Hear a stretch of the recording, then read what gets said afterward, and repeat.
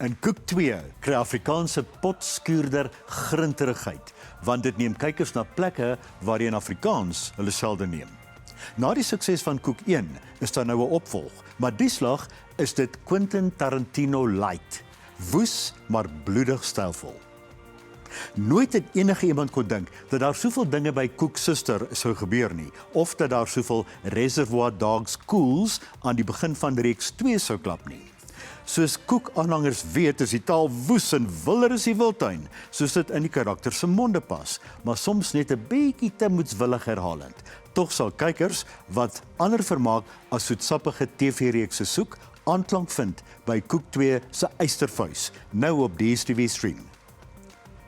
Die grootste verrassing van die jaar, ook net vir 'n uitgesoekte en dapper gehoor, is Backrooms. 'n Gedigte rolprent deur 'n YouTube-nuweling wat die voorkoms van thrillers vir altyd verander het en elke rekord van die jaar breek. Om Backrooms se storie te vertel is moeilik.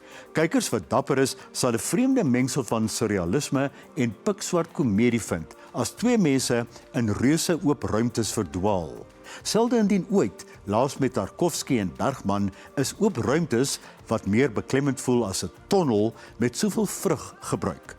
Dit kan verwar, maar ook die grys brein sal 'n prikkel met 'n averegse storie en styl. Backrooms nou in teaters. Jy kan hierdie resensies op Ontbytsake se webtuiste lees. Volgende week Toy Story 5 en Spielberg se Disclosure Day, lekker fliek en stroom.